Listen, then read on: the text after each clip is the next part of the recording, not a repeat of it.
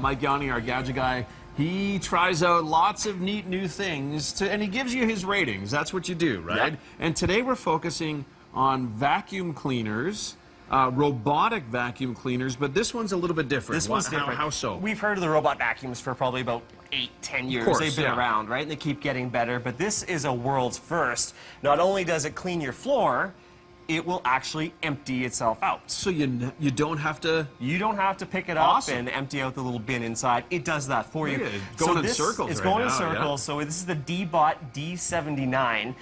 So right now we put some Frankenberry. This is basically under our island in our house. This is what it looks like. It's Frankenberry dust. Cereal dust. Cereal dust. There's Weetabix mixed in there. And you can see that, you know what, D-Bot does a pretty good job of cleaning up. He's making his way around here. So we actually have, it's one thing to work in the studio. How does it work at home? I've been trying out for probably 2 or 3 weeks now in my house. So we have some video of it at work. And the first video I'm going to show you is just kind of cleaning around in the kitchen. So it just gets in the nooks and crannies and, you know, all that type of thing? Yeah, it kind of maps out your environment that it's in. So it'll kind of figure out where things are in your home. So after a couple days, it gets more efficient. The cool thing is this is a multi-surface.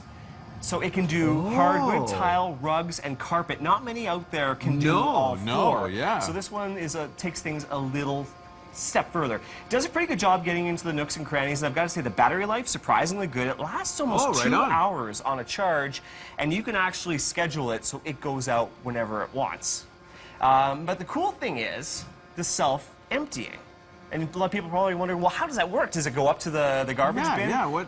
The base itself has a vacuum that it actually goes and it parks, and then you'll see it's like a home base. Yeah, that base now sucks out everything that's inside the little robot. Oh, and it does this all automatically. It does this all automatically. You don't have to tell it to do that. That's fun. Yeah.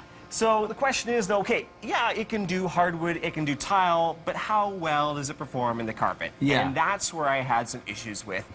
The idea is, yes, it should be able to go on its own and do its own thing, but look at the video here. Yeah. I found it got stuck quite a bit. We've had so this is under like a coffee table or something, right? Yeah. But even if it didn't get stuck under something, I found the carpet was too much for it, so it was working too much, and after about 20 seconds, it would just stop and give up and start beeping.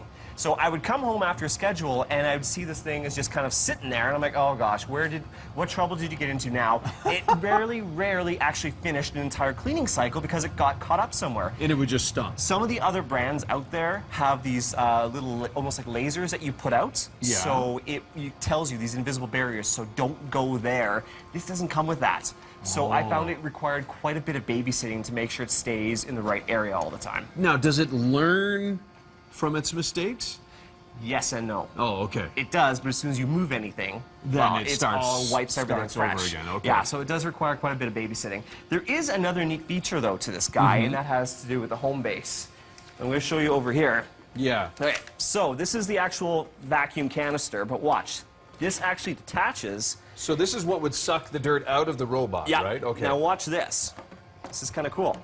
You actually hook this up into this other backpack. Oh, I see. Now, you have a portable vacuum. Oh, so you can do your couches and stuff. So you can do your couches, you can do your drapes, you can do everything. So you actually get a 2-in-1. You get the robotic little buddy. Not bad. Plus you get a portable canister, which comes with a strap, so you can look like a Ghostbuster with your proton pack. Yeah. But overall, I gotta say, I wouldn't have this as your main vacuum in your house. Sure. It's great for a secondary, just for tidy-ups, but it needs babysitting. Just like a child, it needs a lot of babysitting. Price tag? It's expensive. How much? $6.99 US.